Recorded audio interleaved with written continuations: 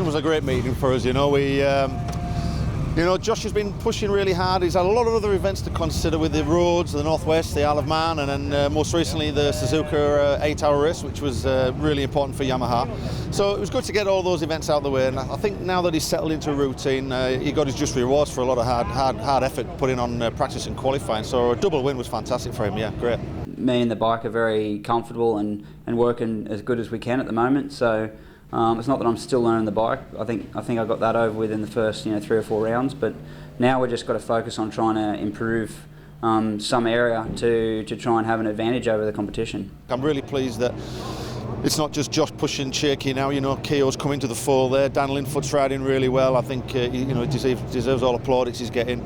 And as you say, Tommy's had a couple of DNFs, nothing to do with his riding, which has been a real shame because he's just dropped him out that top 6. But he's right on the edge there, and I think you'll find that James will probably drop down a step because he's not obviously going to be around for the next 2 rounds. So I'd like to think Tommy will consolidate this weekend and get back in the top 6, maybe up to 4th or 5th. So all being well, we'll have some good results this weekend. It'll push him in there. Yeah, the season so far has not been 100% to plan by far.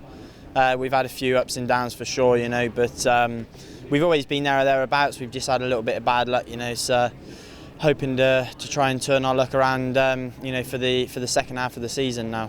Oh, I love to have the fans around. It keeps me sane a little bit. It's nice to try and take my mind off of stuff when I'm a bit stressed, and just sort of do the pit walks and stuff. Just sort of relax and chill out with them.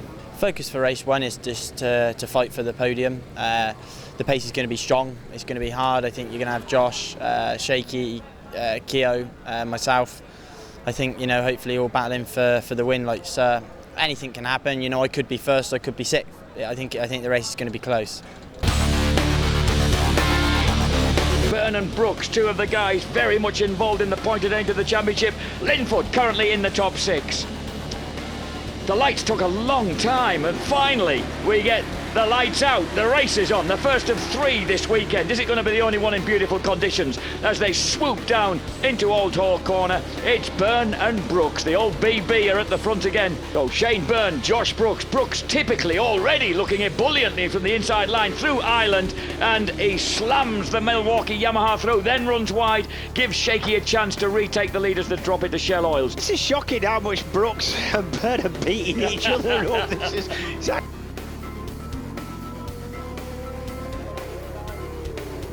Here's Brooks, yeah. Oh, backing it into the corner at Lodge, and that gives him the advantage. And Linfoot right there behind these 2.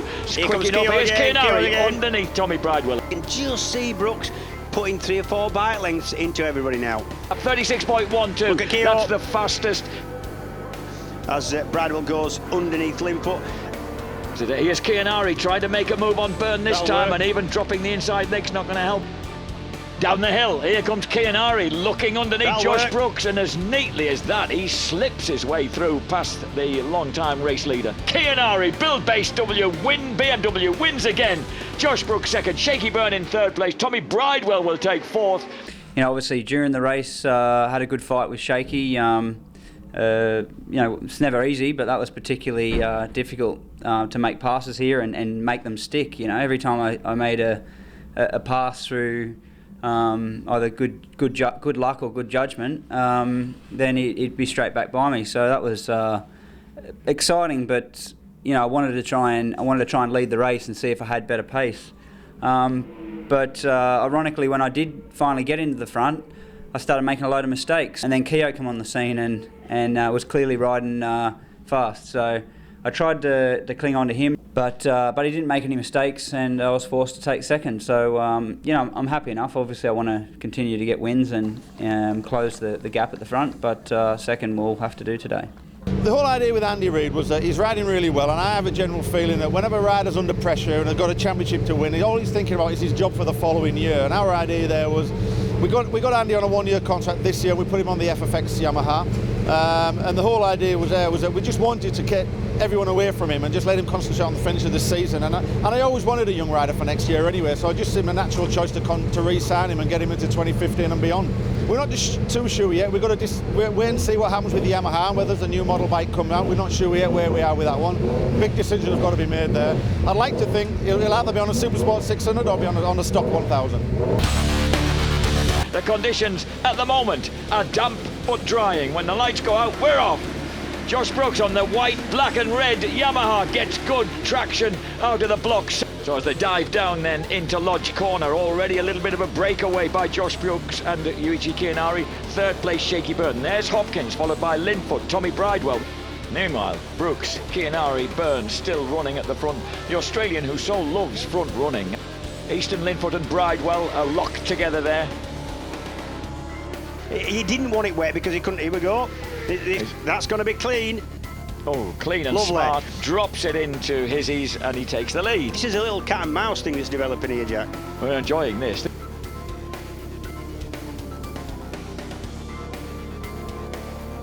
It's down to Kianari and Brooks, and after all that hard work, Brooks. I still think Brooks is going to have to me on the entrance but to the do you see how turns. he's running so hard just to try and put himself in a position to give himself any kind of chance. He's going to have a go up the inside. Is he there? Oh, he was thinking about it. Oh, dear me. You can't do any more than Brooks is doing now. And as they drive out of Deer Leap, it's going to be a double here at Oulton Park in very different conditions then across the weekend for Yuichi Kianari, build-based BMW. Brooks second, third for Shaky Byrne. Chris Walker still has the advantage over Dan Linfoot as they fan out. He's going to have to block Linfoot. Linfoot cuts up the inside. Kirkham's trying to squeeze through as well. Walker can't hold off Linfoot. The North Yorkshireman launches the Quattro Plant Kawasaki out of Deer Leap, snatches a fine fourth place. Linfoot does it. Well, the conditions now have changed rapidly. You know, we've got a lot of rain coming down at the moment, so potentially it could be a wet race 3. So we've already ridden the morning warm-up in wet conditions, so I think the bike should be working fine. Just going to have to see how we can get through the race. Tommy Bridewell there on the right-hand side of picture looking very, very intent. So too his teammate behind that dark visor, Josh Brooks. So this is the third race of the triple header here at Oulton Park. A weekend absolutely full of drama, some splendid racing. This is the climax to proceedings here on a Sunday of mixed conditions. The lights out, they're off. Shaky Byrne gets a terrific drive off pole position, and Keogh too, and Josh Brooks right up in the inside of everybody, while round the outside comes Stuart Easton, and Josh Brooks has got away as hard and fast as he can, very bravely. So right now, all these guys, virtually all these guys are on intermediates. Ooh, look at Bridewell muscling his way underneath Josh Waters into 6th place. And we know that Burrell went out on intermediate front, whether that was a tyre issue, as Bridewell gets under Chris Walker. There's Brooks, he's way into the distance. Bridewell moves on Waters. Brooks has ridden a fabulous race, hasn't he? Just Bridewell and Kirkham have just fallen off the place slightly. There goes Josh Brooks on the Milwaukee Yamaha. What an absolutely brilliant domination of race 3 here at Oulton Park.